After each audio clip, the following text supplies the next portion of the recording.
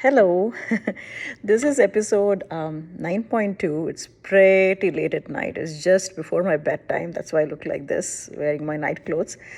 But I would like to continue talking about very, very, very big.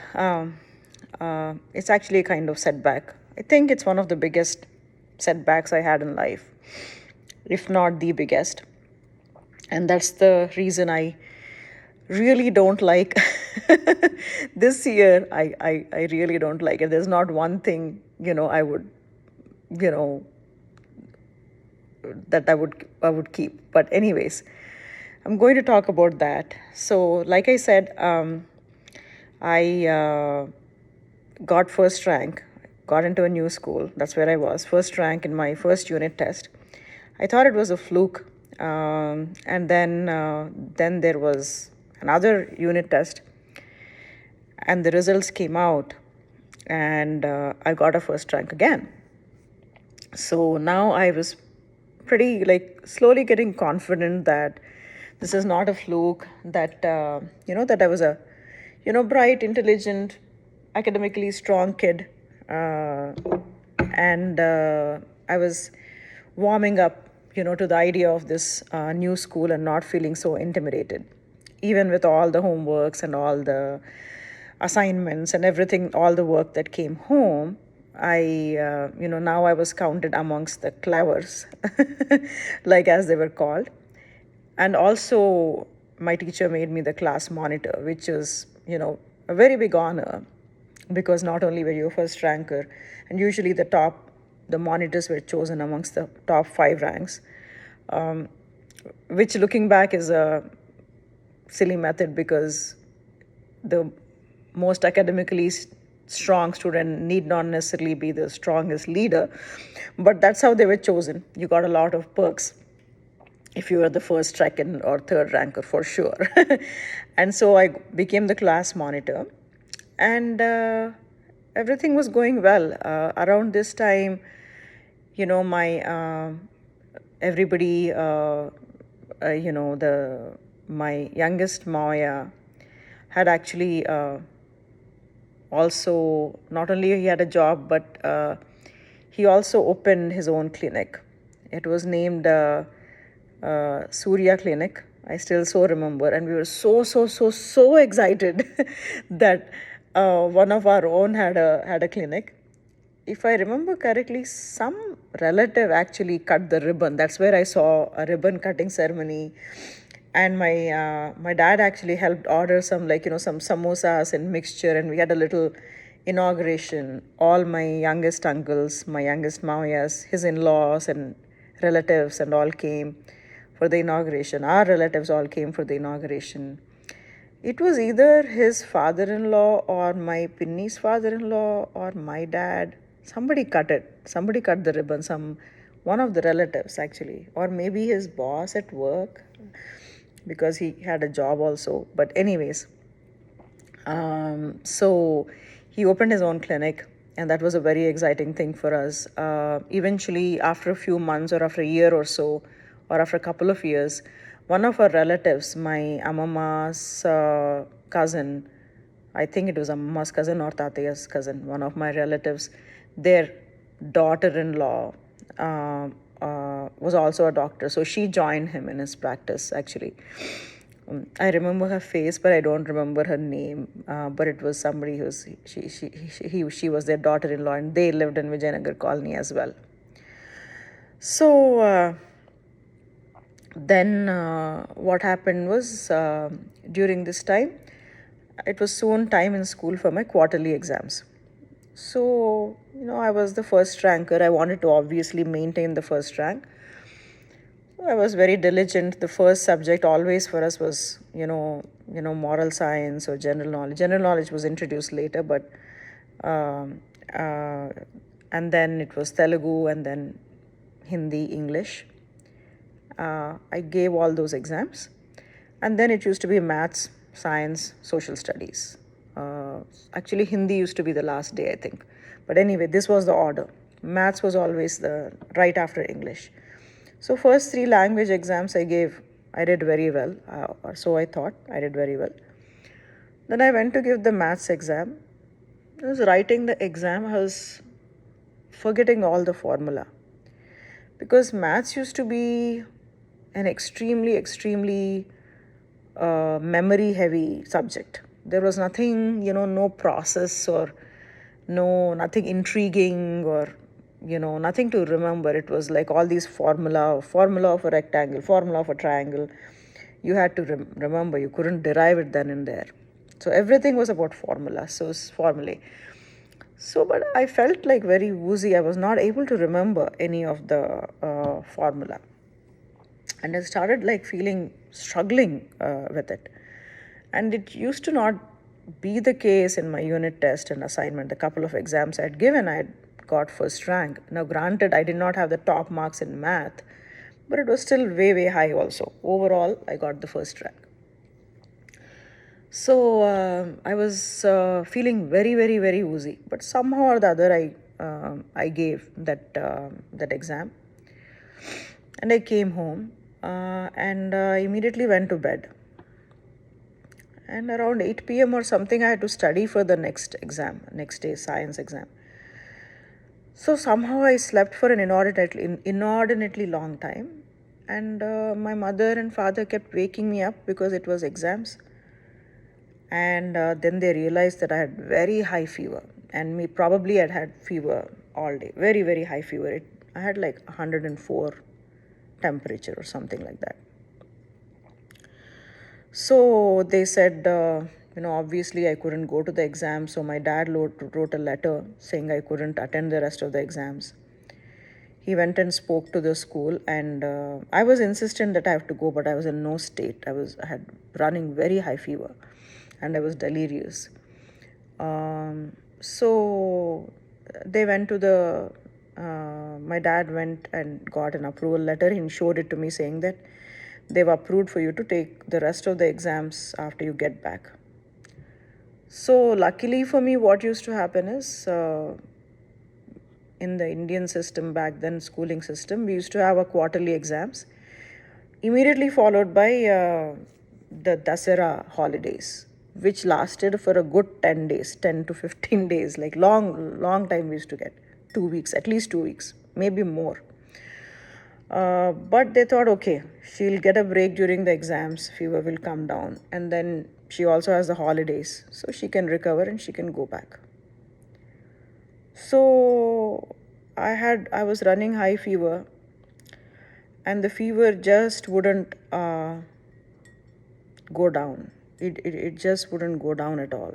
So that fever lasted it would keep coming back up, and I would go into deliriums, like, I would see all kinds of, like, things like imaginary objects, and it was very bad. So then they kept taking me to various doctors because the fever wouldn't go down. It lasted for a good 1 week, 2 weeks,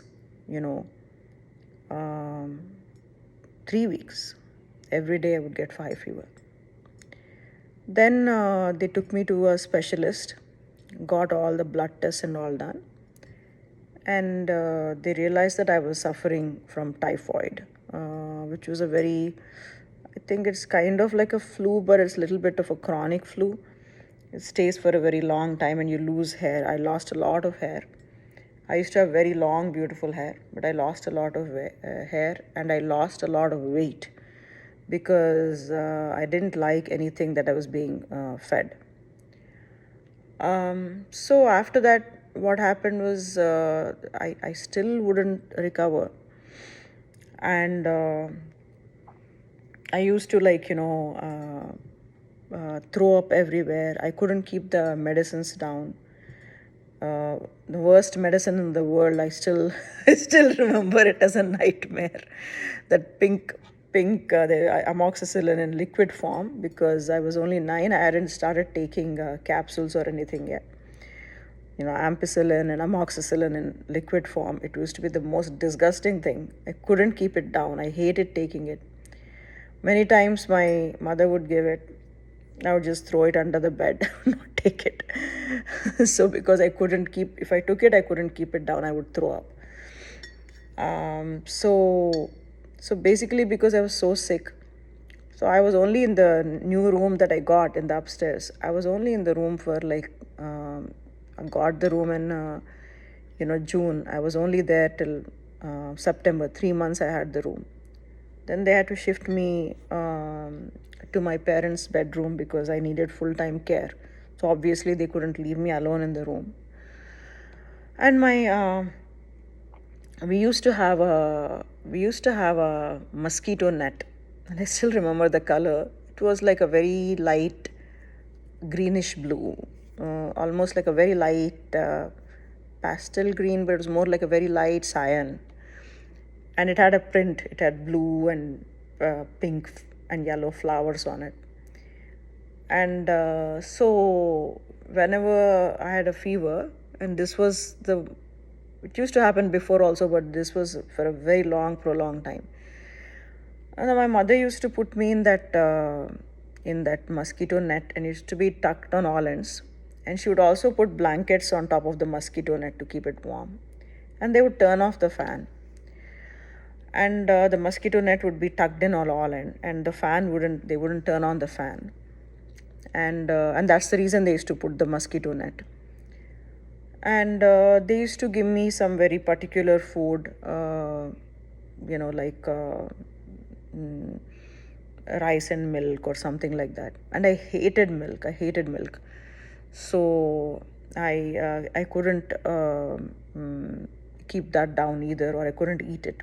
So I lost a lot of weight, and I became very, very, very sickly. So I was home for not only during the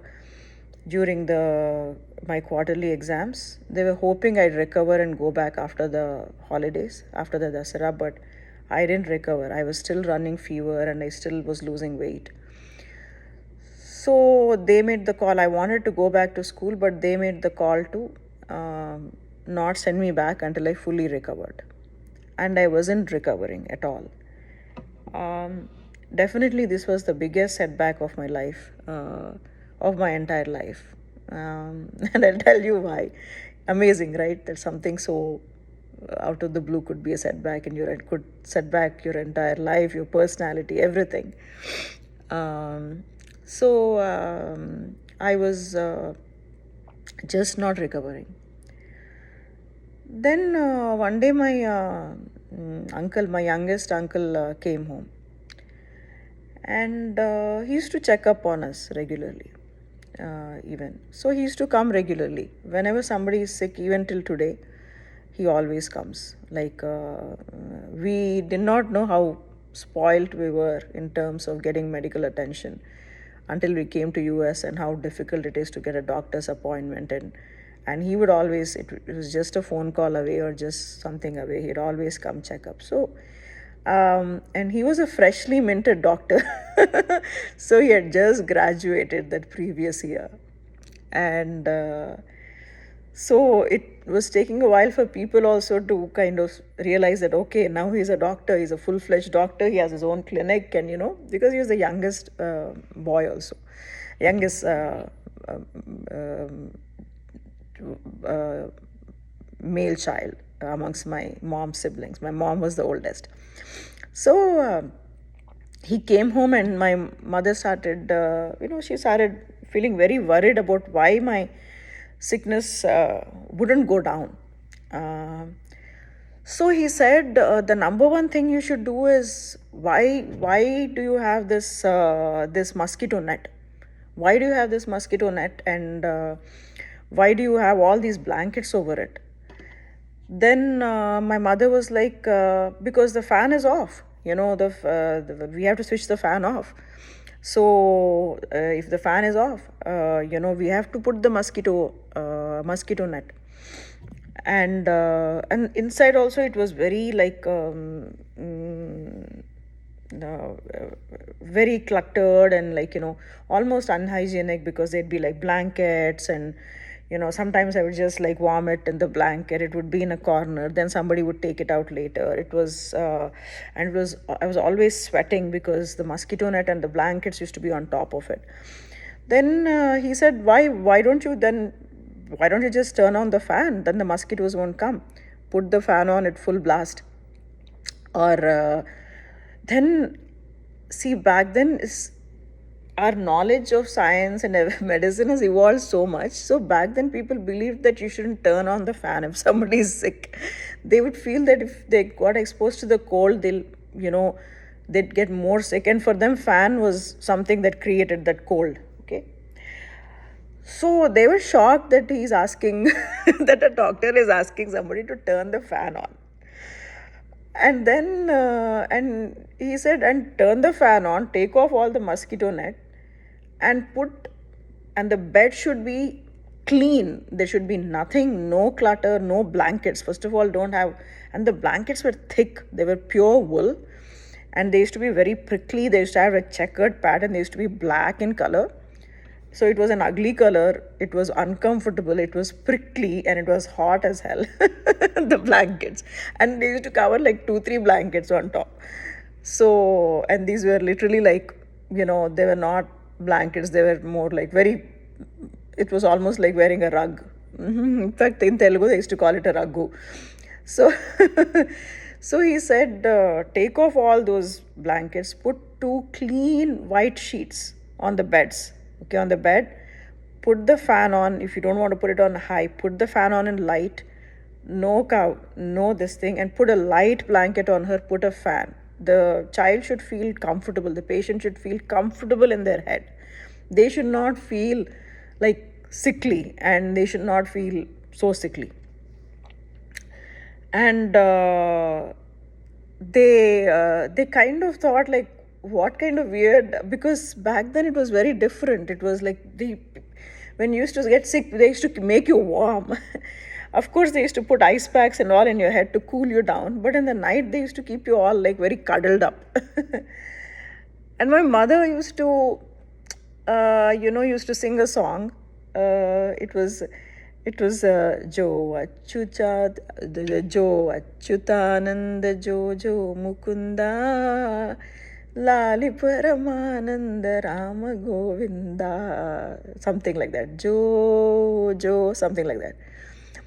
This song, my mom was trying to make it peaceful and calm, and she meant well, but I absolutely detested this song because it was very melancholic. It used to pull me down. It used to be very like, I used to associate it with fever because my mom used to typically sing it to lull us to sleep. So it was a very, very, very melancholic, depressing song for me, even though it's about God, actually. It's actually a very pleasant song. But for me, I would associate it with fever and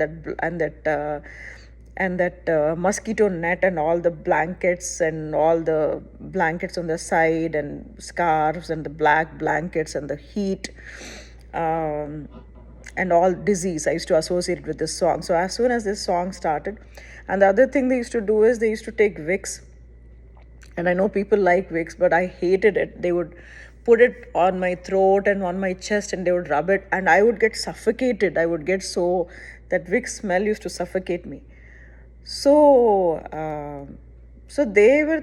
It was like a different day and age where people were not so aware. So they were doing the best to take care, I guess. But so they looked at my uncle as if he was like mad or something to put just a thin sheet. She said, just put a thin white sheet on her if she wants. Put a white bed sheet, and then put the fan on. So even though they thought he didn't know what he was speaking, but they knew he would. He said, I'll come and check up on you again. They thought, okay, he's a doctor, so we'll just listen to him. Even though they really thought, what kind of doctor is he that he's recommending this? So that evening, they just took me to I could barely walk also, living room. And my mom sent my dad to buy the white bed sheets. We didn't have white bed sheets also. Bought white bed sheets and put nice white clean sheets, white pillow covers, no mosquito net. On top of that, all the blankets, no black prickly blankets, just a white thin sheet, and the fan on in two. And like there were levels 1, 2, 3, 4, 5. So they put it on two. They brought me back. I felt as if I had walked into heaven. I felt so light, so comfortable, and I was so thankful to my uncle, because I really felt until then that I, as a 9 year old, of course, I wasn't worried. I thought I was going to die. Every day I used to feel I'm going to die because I would feel so claustrophobic. I would be sweating. I would be out of breath. And then this Vicks and everything, I really thought I was going to die. Um, so then he came home in the evening and he said, "How are you feeling?" And I said, "Oh, I'm feeling well." And my parents did notice that, my mother did notice that, and my parents, both of them noticed that, I had been sick for almost an entire month. Every day running fever, cough, throw up, everything. And just within that one day, just with this remediation, they saw a significant difference. And in my mind, of course, this is completely illogical and unscientific, but as a child, every day I used to feel maybe I will die today. I used to feel so claustrophobic. That's the first day I felt, okay, I'm not going to die, I'm going to make it. So when my Maya came, I was, not in high spirits, but I looked normal. So he said, "See how normally like she looks, she'll recover fast. There's no need of worrying." And my parents also noticed that I was looking. So he said, "What? How do you feel?" I said, I feel good." And he said, "What else can we do to make you feel better?" I had never seen until that day a doctor asking a patient, "What more do you need?" This is so simple, right? In US, it's common sense that a doctor should ask that, but nobody, maybe as a child, no, I've heard no doctor asking a patient. And of course, my life was only 9 till then. But that is the first time a doctor actually asked me, "What else can we do to make you feel better? What would you like?" So even though I was so shy, because I was convinced that I was going to die, and I was convinced that, my Maya will now get me out of this. So I jumped on that immediately and I said, "Better give him a list of things that are suffocating me and feeling this." So I said, "I don't want Vicks because it suffocates me."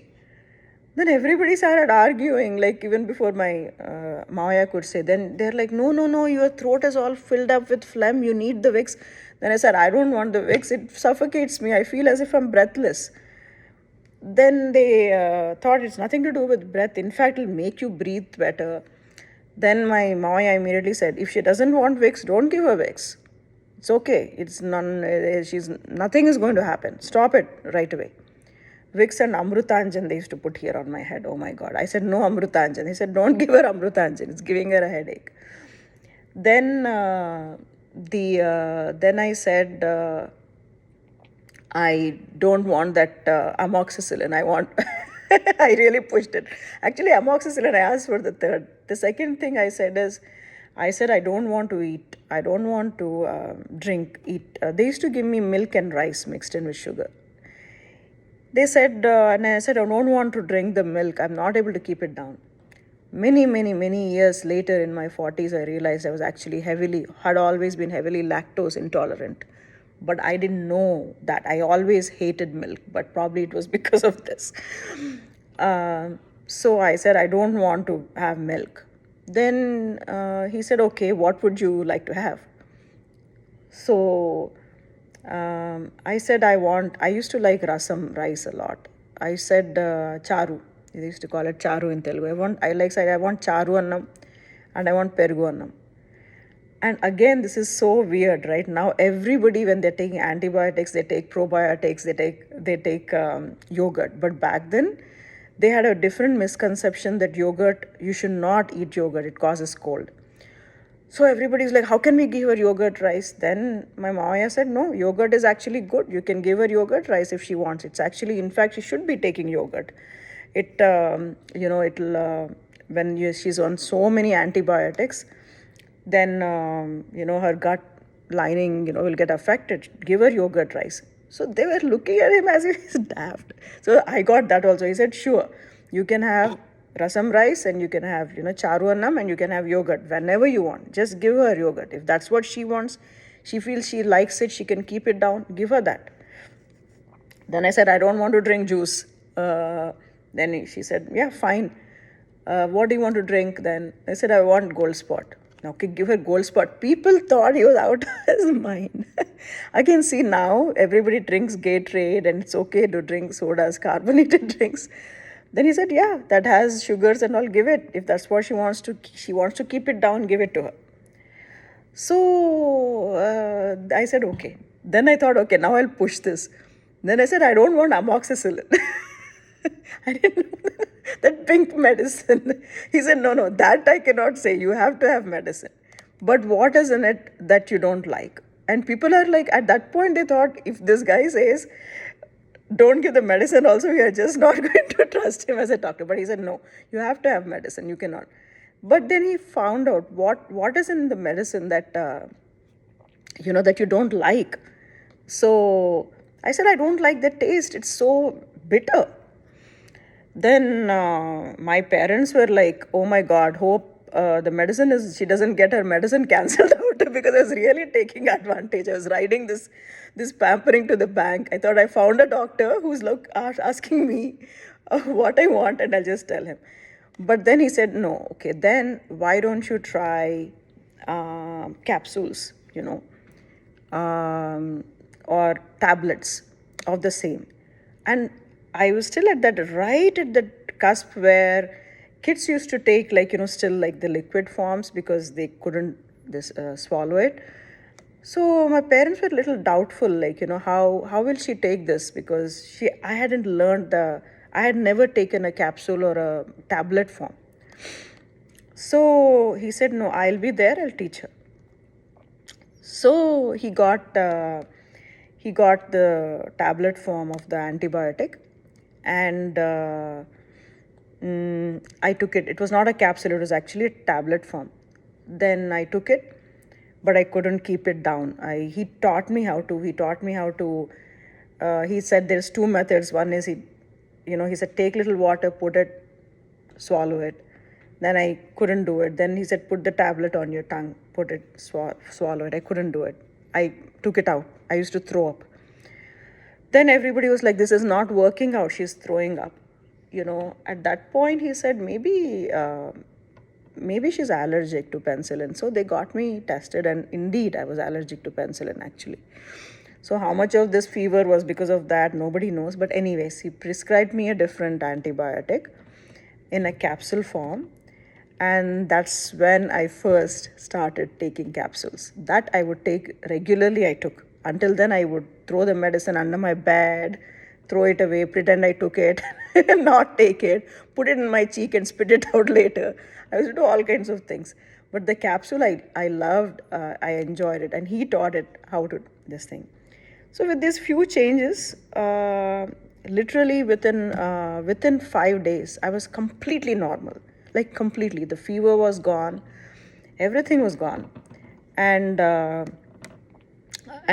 so even till today, I cannot, I can't believe that it's not like a treatment, and that within 5 days I got completely okay. So this whole experience really for me, it gave me a lot of respect for my Kiran Moya's style of treating people, right? And I realized that it's not, of course, it's very admirable to actually become a doctor. It's very, very difficult to go to medical school, especially my Kiran Moya, he went to Usmania University, which is the best medical school and is still the best medical school. Only the top of the top, especially us being from a forward caste, only 200 people in the whole state got into medical school.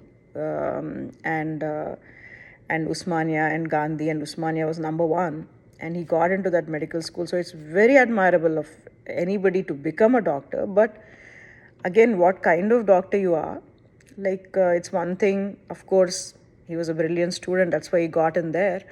But it's one thing to be like have the bookish knowledge, but the other thing to understand, what does uh, you know the panacea is, that to actual treatment, especially I'm not talking about surgeries and things like that, but the patient front facing treatment, like primary care, OBGYN, everything that is so patient front facing. It also depends so much on understanding the needs of the person you are treating, and catering to that. Even if they give you a placebo in the night, it's still, you should feel good about taking it. I mean, you can actually get cured, by that. So it's one thing to be a doctor, and what kind of doctor you want to be is something else. It requires a lot of soft skills and a lot of empathy for seeing it from the patient's perspective. So I really appreciated that. I think this whole experience, that was the first time in my life that, I decided that when I grew up that I want to be a doctor. This experience about how, of course, I'm sure I was not going to die, but I felt like I was going to die. Actually, even my parents, at times, they felt, it was life-threatening. I was very, very sick. And I was sick for a long time and then got okay. So that's about it. That's what I learned. I didn't actually become a doctor, but I decided to be a doctor. So that's another story. But so in life, I think, of course, for a doctor, that's most important. But in life, when somebody is sick, when somebody is depressed, not doing well physically or mentally, or in general mood wise, I think it's very important to look at things from the person's perspective, the opposite person's perspective in life. I think it goes a long way. That's what I learned from this episode.